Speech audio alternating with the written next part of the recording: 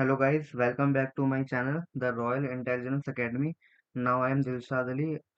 I am going to teach you a lesson that is Collas Law.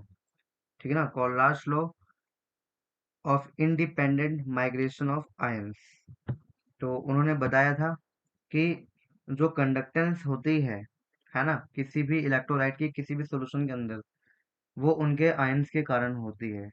ठीक, तो mainly उनका कहना यही था कि जो इक्विवेलेंट कंडक्टिविटी होगी किसी भी इलेक्ट्रोलाइट की, है ना, एट इनफाइनाइट डाइल्यूशन, वो सम उनके कैटायन और एनायन के इक्विवेलेंट कंडक्टिविटीज के सम के बराबर होगी। ठीक है, तो जैसे कि मान लीजिए आपके पास NaCl कोई वो दे रखा है इलेक्ट्रोलाइट, तो इसका जो इक्विवेलेंट कंडक्टिविटी होगा, ठीक है ना, NaCl का, तो वो sum of equivalent conductivity of Na plus plus equivalent conductivity of Cl minus इस चीज के बराबर है। तो ये चीज मेनली बताया था कोलाप्स ने। ठीक है ना, तो उनका एक सिंपल फॉर्मूला है, इस चीज को मैंने एग्जांपल देके रिप्रेजेंट किया है, बट इसका जो जनरल फॉर्मूला है लैम्डा ई क्यू, है ना, नॉट लगा दीजिए या इन्फिनिटी का साइन लगा दीजिए, एक ही चीज है ना, equivalent conductance of cation plus में equivalent conductance at infinite dilution of anion. ठीक है ना, तो ये चीज है, राइट। एक फॉर्मूला ये हो गया। इसके अलावा उन्होंने इसको थोड़ा और मॉडिफाई कर दिया था। जैसे कि मान लीजिए कोई जनरल रिएक्शन हो रहा है ना, AX BY, तो ये क्या देगा भाई, X टाइम्स A देगा जिसकी पावर होगी Y plus plus Y times B देगा, Y टाइम्स B देगा जिसकी पावर होगी व्हाट, X माइनस। ठीक है ना, ये चीज होगा, यहाँ पे लिख देता हूँ X माइनस। तो इसकी पावर इससे प्लस बनकर जाती है और इसकी पावर इससे माइनस बनकर के जाती है। ठीक है, तो ये चीज आपको जनरल फॉर्म आना चाहिए। अगर ये चीज है और आपको मोलर कंडक्टेंस निकालना है ना, मोलर कंडक्टेंस दिया हुआ है इसका और इसका, और इक्विवेलेंट कंडक्टेंस अगर आपको निकालना है, तो उसमें ये हो जाएगा, रिलेशन लग जाता है ना, तो फॉर्मूला बन जाएगा 1/y, है ना, lambda nought of cation. Cation, अच्छा यहाँ पे सिर्फ कैटायन को मैं ले लेता हूँ C। ठीक है, molar conductance of cation eight infinite dilution plus molar conductance of anion eight infinite dilution. ठीक है ना, और एनायन का जो चार्ज है वो यहाँ पर आ जाएगा। तो मान लीजिए एनायन का चार्ज यहाँ पे कितना है, x, तो यहाँ पे आ जाएगा x, राइट। और यहाँ पे देखिए कैटायन के ऊपर कितना चार्ज है, y, तो यहाँ पे मैंने लिख दिया था y। वैसे ये है कुछ नहीं, मैंने इसी फॉर्मूले को मॉडिफाइड किया है इसमें, क्योंकि मुझे मालूम है कि lambda am not E Q बराबर होता है लैम्डा एम, है ना, और फैक्टर। ठीक है ना, लैम्डा एम अपॉन में फैक्टर, बस इसी चीज को यूज किया मैंने। लैम्डा ई क्यू की जगह लैम्डा एम अपॉन एफ रख दिया है, लैम्डा एम अपॉन में एफ दिखा दिया होगा। ये फैक्टर मतलब चार्ज क्या है, फैक्टर बन गया ना, चार्ज क्या बन गया, फैक्टर। ठीक है, तो ये चीज है। तो एक फॉर्मूला तो ये मॉडिफाइड हो जाता है, जहाँ पे y और x तो क्या है, चार्जेस हैं कैटायन और एनायन के। ठीक है ना, अगर मुझे सिर्फ मोलर कंडक्टेंस निकालना है, तो उस फॉर्म में ये फॉर्मूला और मॉडिफाइड हो जाएगा। ठीक है ना, इस तरीके से lambda M at infinite dilution is equal to में x इज द कोफिशिएंट, है ना, x is the coefficient of cation, और lambda nought of molar conductance of cation plus y is the coefficient of anion, so y times lambda nought m of anion. ठीक है ना, तो ये mainly तीन formula है जो यूज किया जाता है कोलाफ लो के न्यूमेरिकल में। मैं आपको इसका MCQ कराऊंगा, ठीक है, टेंशन की बात नहीं है, ये सिर्फ फॉर्मूला है। तो कोलाफ ने जनरली ये वाला फॉर्मूला दिया था, इस फॉर्मूले को हमने क्या किया भाई, अल्टरनेटिव मेथड में लिख दिया है इसको यूज करते हुए। ठीक है, फिर इसकी एप्लीकेशन आती है कि एप्लीकेशन क्या क्या है। तो एप्लीकेशन ऑफ कोलाफ एप्लीकेशन, तो एप्लीकेशन में आता है कि ये कंडक्टेंस कैलकुलेट करता है वीक इलेक्ट्रोलाइट का। तो पहला इसका जो एप्लीकेशन है वो क्या है, टू कैलकुलेट कंडक्टेंस, कंडक्टेंस को मैं जी लिख देता हूँ, ठीक है, simply G is the symbol of conductance of weak electrolyte, of weak electrolyte. ठीक है ना।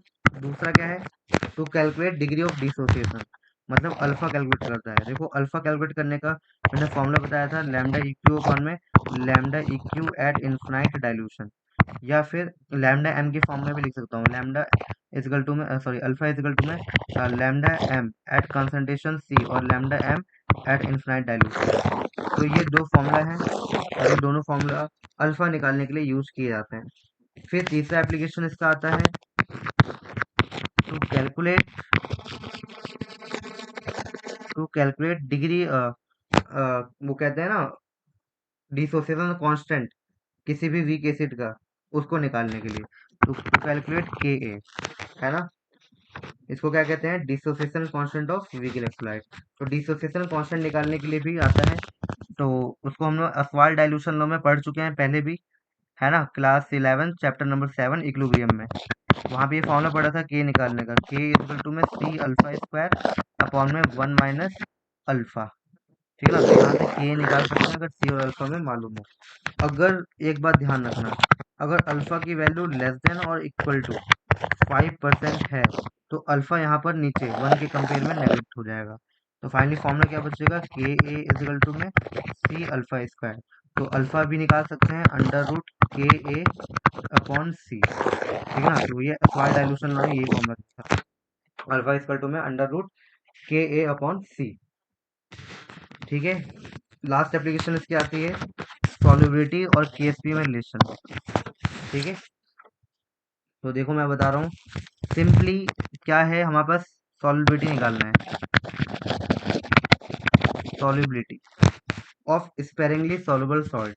स्पेरिंगली सॉल्युबल सॉल्ट उसे कहते हैं जिसकी सॉल्युबिलिटी जो होती है वो बहुत ज़्यादा कम होती है सॉल्यूशन के अंदर। तो उसकी सॉल्युबिलिटी आखिरकार होगी कितनी, ये हमें निकालना होता है। तो सिंपली देखिए मैंने आपको फॉर्मूला पढ़ाया था, लैम्डा एम इक्वल टू में कापा इंटू में 1000 और इसकी कंसंट्रेशन कैपिटल एम, राइट। तो कैपिटल एम क्या बताता है भाई, कंसंट्रेशन बताता है ना। तो हमें तो यही तो निकालना है कितना कंसंट्रेशन सोल्यूबल हो रहा है। तो इसका मतलब जो हमारा सोल्यूबिलिटी है वो कहीं ना कहीं क्या है, मोलैरिटी है ना।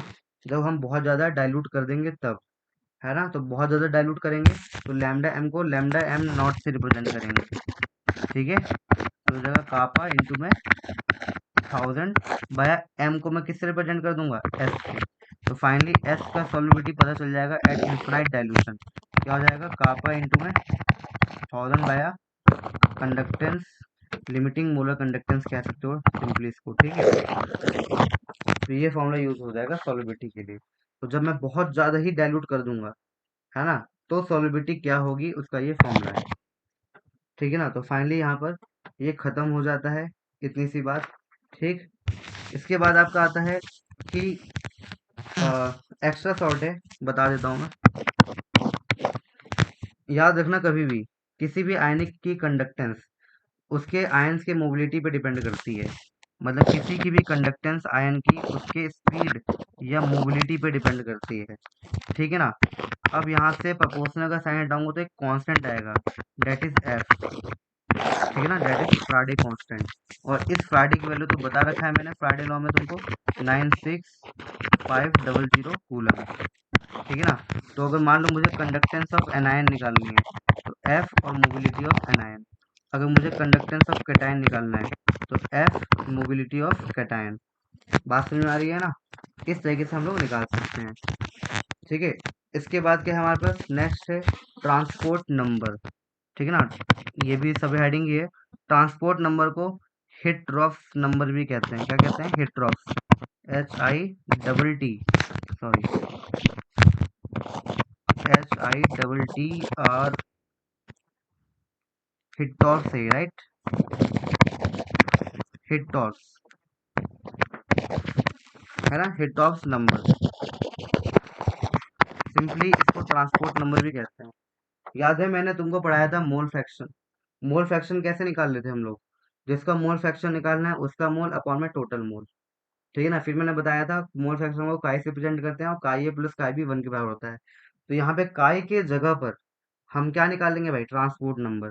और मोल के जगह पर क्या लेंगे हम लोग, कंडक्टेंस लेंगे या मोबिलिटी लेंगे। तो फाइनली मैं बता रहा हूँ कि अगर आपको ट्रांसपोर्ट नंबर निकालना है कैटायन का, है ना, तो कैटायन की कंडक्टिविटी लेनी पड़ेगी आपको, कंडक्टेंस ऑफ कैटायन अपॉन में टोटल कंडक्टेंस। टोटल कंडक्टेंस मतलब कैटायन की कंडक्टेंस प्लस एनायन की कंडक्टेंस। या फिर आप ऐसे भी कह सकते हो mobility of mu is the symbol of mobility. ठीक है ना, मोबिलिटी मतलब मूवमेंट, स्पीड। तो मैं सिंपली इसको ऐसे भी लिख सकता हूँ, mobility of cation upon mobility of cation plus mobility of anion. ठीक है ना, तो ये फॉर्मूला हो सकता है। सिंपली मैं ट्रांसपोर्ट नंबर ऑफ एनायन भी इसी तरीके से निकाल सकता हूँ, लैम्डा ए अपॉन में लैम्डा ए प्लस लैम्डा सी।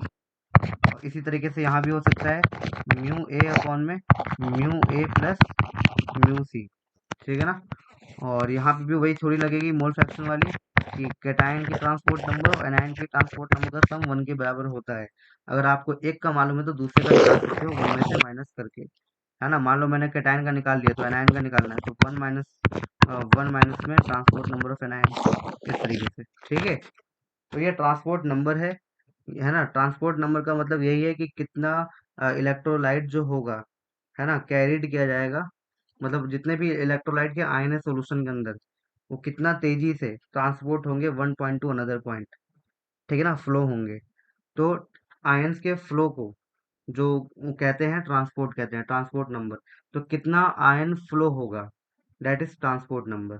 ठीक है, तो फाइनली आपको transport number, Hittorf's rule, application, Kohlrausch law, ये पूरा का पूरा कंप्लीट हो चुका है। ठीक है ना, इसके न्यूमेरिकल मैं अगले वीडियो में दे दूंगा आप लोग को। ठीक है, और कुछ को तो मैंने करवा भी रखा है क्लासरूम में, तो कोई बहुत बड़ा डील नहीं है, बहुत आसान टॉपिक है ये। इसके न्यूमेरिकल भी काफ़ी ज़्यादा आसान ही होते हैं। तो अगली क्लास में मिलते हैं हम एमसीक्यू के साथ। ठीक है ना, तो आपको मैं इसका एमसीक्यू करवाऊंगा। चलिए, बाय। और जो वीडियो यहाँ पे लग रही हैं उसको प्लीज़ जा करके देखना ज़रूर। ठीक है ना, वो इसी टॉपिक से कहीं ना कहीं रिलेटेड होंगी। चलिए, बाय।